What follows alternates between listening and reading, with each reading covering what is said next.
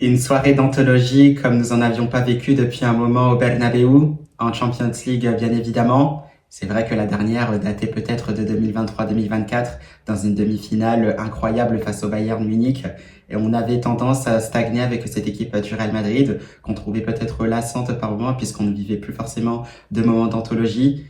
Faut-il dire que ça a été le cas peut-être ce mercredi soir, bien sûr, pour ce huitième de finale aller de la Champions League face à Manchester City. Sans aucun doute, évidemment, on s'est régalé et je pense que c'est tout aussi plaisant en tant que fan du Real Madrid, mais peut-être aussi en tant que fan de football.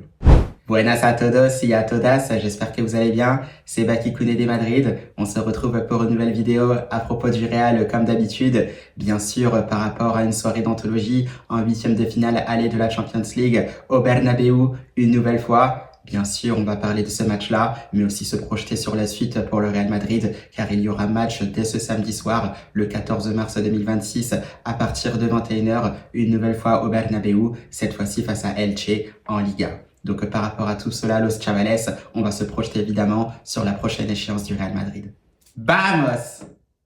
Eh bien, quelle soirée! Quelle soirée tout simplement, même si je vous retrouve le lendemain d'un match tout simplement historique auquel on a assisté, bien sûr œuvré par le Real Madrid qui aura tout simplement été flamboyant, qui a été étincelant durant toute la rencontre, donc notamment en première période. Après, bien sûr, beaucoup plus solidaire, beaucoup plus cohérent, notamment en deuxième mi-temps, on aura beaucoup plus défendu, très peu d'occasions, même s'il y aura eu un penalty manqué en deuxième période. Mais toujours est-il que voilà, on a été très satisfait de voir ce Real Madrid cohérent, comme on le disait, solidaire de la première à la 90e minute et surtout très belle prestation des hommes d'Arbeloa. Victoire donc 3-0 grâce à un triplé de Federico Valverde, l'homme du match qui permet au Real Madrid aussi de prendre une très grosse option en vue des qualifications pour les quarts de finale de cette Champions League.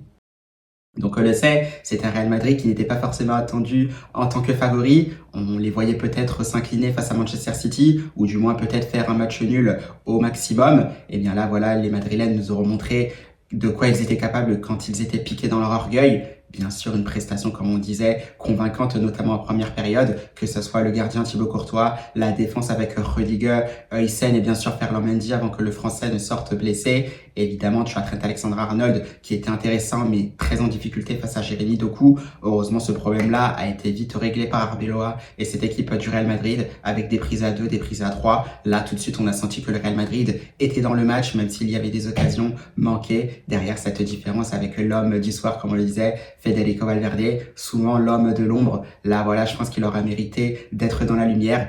Et que dire, de quelle manière, avec un triplé tout simplement historique, mémorable, tout comme cette victoire du Real Madrid, mémorable aussi, tout simplement.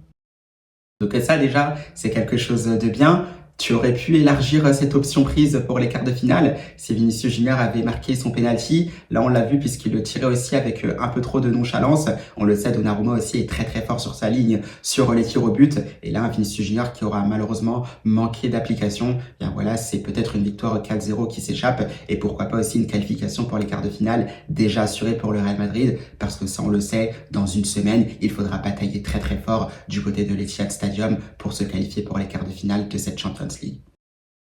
Donc ça, c'est quelque chose de bien. On a vu de belles choses aussi, notamment au milieu de terrain. J'ai beaucoup aimé la personnalité du jeune Thiago Pitach. Ça, on le savait. Il a commencé assez timidement, bien sûr, avec le Real Madrid, avec une première titularisation assez compliquée aussi face à Getafe il y a quelques jours pour la 26e journée de la Liga. Voilà, là, on le sent, il prend ses marques. Il nous aurait quand même fait une petite frayeur, le jeune milieu de terrain espagnol. Mais bien sûr, c'est dans ces conditions-là qu'on apprend, que sa personnalité se forgera. Bien sûr que ses prises de décision seront meilleures avec beaucoup plus de qualité à l'avenir. Heureusement, on a un Thibaut Courtois qui est encore une fois stratosphérique, qui permet aussi au Real Madrid de maintenir son but vierge, tout simplement, en n'encaissant aucun but. Ça, c'est très important, surtout quand vous allez jouer à l'extérieur au match retour et que City mettra une forte pression dès le début de ce match retour. Donc, important. Et bien sûr, content pour Thiago Pitach. Bon, il sera sorti juste après, mais on est assez ravis quand même de la performance du jeune espagnol qui a couru, qui nous a fait plaisir. On a vu des sprints de 50 mètres lorsqu'il était en attaque pour revenir en défense. Ça fait bien sûr plaisir au Bernabéu. Ça m'a fait plaisir aussi à moi-même. Tout le monde a applaudi. Et c'est voilà, dans cet état d'esprit-là qu'on aime voir le Real Madrid. À voir maintenant si ce sera le cas par la suite. Parce que par moment, avec cette équipe madrilène, on sait à quoi s'attendre. Des fois, c'est bien. Et du jour au lendemain, ça devient moins bon. Et on ne reconnaît plus cette équipe.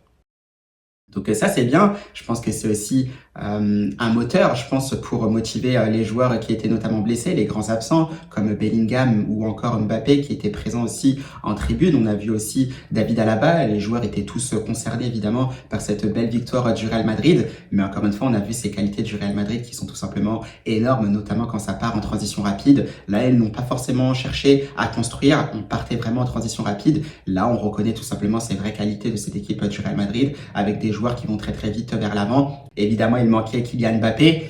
Bien sûr, avec Kylian Mbappé, ça peut être encore meilleur, mais il faut aussi que le Français suive parfaitement dans ce collectif madrilène, parce qu'effectivement, quand tout le monde joue ensemble, ça fait des dégâts à l'adversaire. Et là, vu comment le Real Madrid a joué, si on a un Kylian Mbappé qui joue parfaitement comme il le faut, en prenant cette profondeur, en prenant cette verticalité dans le dos des adversaires, ça peut faire très très mal. Mais pour l'instant, on n'y est pas encore. Le Français est encore blessé. Alors bien sûr, on sait qu'il devra se retester, à voir ce qu'il en sera concernant son état de santé. Mais on se dit que si le Français, voilà, se met un peu dans le rythme de cette équipe du Real Madrid qui répond parfaitement aux exigences de ce club-là, bien sûr dans toutes les caractéristiques, que ça soit technique, footballistiquement parlant, comme physiquement parlant, comme mentalement parlant, avec cet ADN Real Madrid, ça peut être vraiment très très efficace. Et là, à ce moment-là, c'est un Kylian Mbappé qui pourrait peut-être rêver d'une Ligue des Champions, parce qu'à ce moment-là, il y aura peut-être tout ce qu'il faut, notamment avec un Thibaut Courtois qui est tout simplement stratosphérique dans les buts. Donc on verra bien ce qu'il se passera. D'un autre point de vue, ça reste aussi pareil, vous le savez, pour Jude Bellingham. Alors après, c'est vrai que Jude Bellingham fait aussi les efforts. On sait qu'il court beaucoup, même si par moments, il a tendance à avoir ces excès d'égoïsme chez l'international des Three Lions. Mais les efforts, on sait qu'il le fait. On sait qu'il peut parfaitement se moudre dans ce collectif du Real Madrid. Donc à voir aussi ce qu'il se passera quand tous ces joueurs-là seront de retour. Mais ça, c'est sûr et certain, ils devront batailler, parce que si ça se passe mal en étant là, bien sûr, toutes les critiques iront sur eux. Donc voilà, on est assez satisfait. Maintenant, on a hâte de voir ce qu'il se passera pour ces huitièmes de finale retour de la Champions League. On le disait, ce Real Madrid qui prend une option. On verra dans une semaine. Dans tous les cas, on a vu aussi les autres huitièmes de finale de cette Champions League, avec un Paris Saint-Germain qui aura su écraser Chelsea, une Manita 5-2 pour des Parisiens qui prennent une option pour les quarts de finale. On a vu la surprise de Galatasaray qui se sera imposé chez eux à Istanbul face à Liverpool, 1-0. Tout reste à faire bien sûr du côté de Anfield la semaine prochaine. Pareil aussi, on a vu le Bayern Munich qui aura écrasé l'Atalanta 6-1, un Bayern Munich quasiment déjà qualifié. Derrière ça, évidemment, tu as le Barça qui a été tenu en échec par Newcastle. Tout restera à faire du côté du Camp Nou dans une semaine.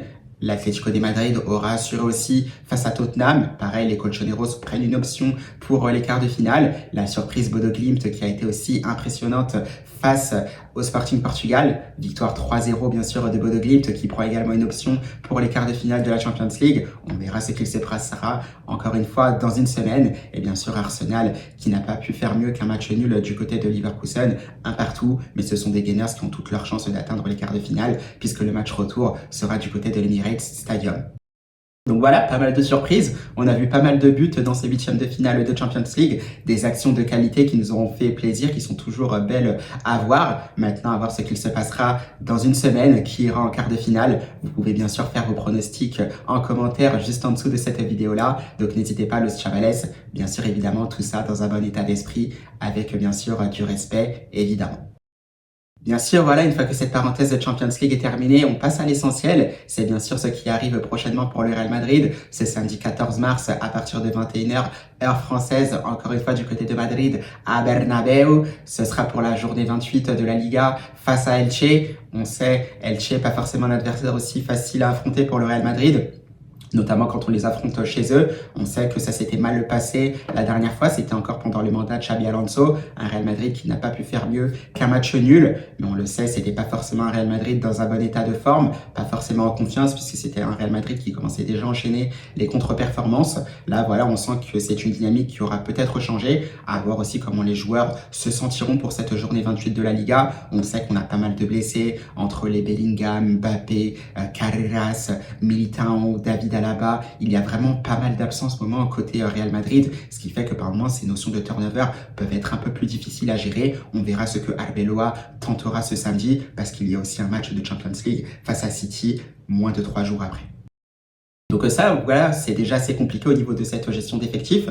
Maintenant, c'est un Real Madrid qui n'est pas encore largué en Liga. Les Madrilènes ont su assurer l'essentiel face au Celta Vigo lors de la journée 27, c'était la semaine dernière, pour rester à 4 points des Blaugrana. Là, tout reste possible. On sait que le Barça enchaîne aussi des matchs, notamment en Champions League. On avait déjà entendu des joueurs Blaugrana dire qu'ils étaient un peu cramés. Et ça, on le sait, ça peut jouer dans l'aspect mental pour la fin de cette saison. Donc le Real Madrid a tout intérêt à s'imposer face à Elche ce week-end. Mais ça, on verra avec quelle animation offensive, parce qu'on le sait, il peut y avoir des turnovers dans cette équipe-là. À côté de ça, tu as quand même toutes tes chances, parce qu'on sait que c'est une équipe d'Elche qui est en grosse difficulté.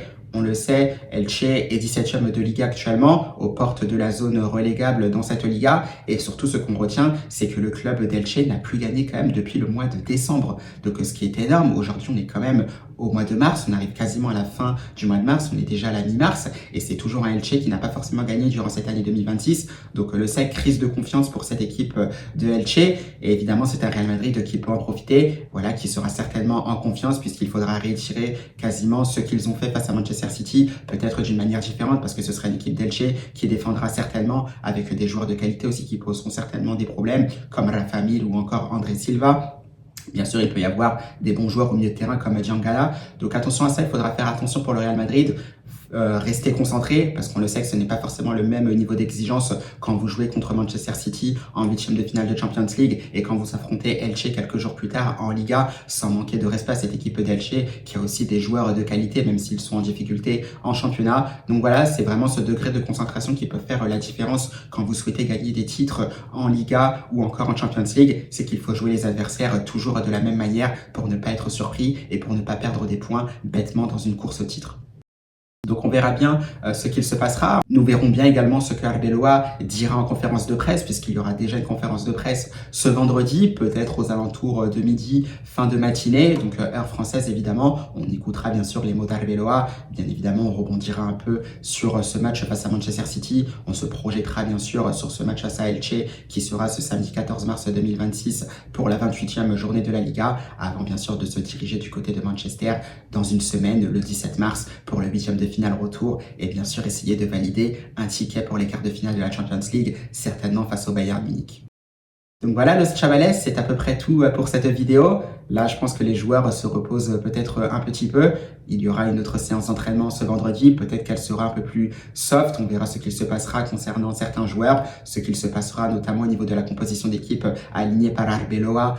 Évidemment, ce samedi 14 mars 2026, on espère que le Real Madrid assurera. Bien sûr, après, il y aura un calendrier qui reste toujours difficile puisqu'on arrive déjà quasiment à la fin du mois de mars, puisqu'après le 22 mars, il y aura cette trêve internationale. On retrouvera le Real Madrid qu'au mois d'avril. Évidemment, deux gros matchs pour finir ce mois de mars. Il y aura Manchester City, évidemment le 17 mars, après le match face à Elche, ce samedi 14 mars. Et tu finis bien sûr par un derby madrileño, très important aussi, face à l'Atlético de Madrid qui jouera aussi en Champions League en milieu de semaine. Donc on verra ce qu'il se passera. Dans tous les cas, nous prendrons les matchs un par un, déjà commencer face à Elche, et puis ensuite on verra ce qu'il se passera après pour le Real Madrid.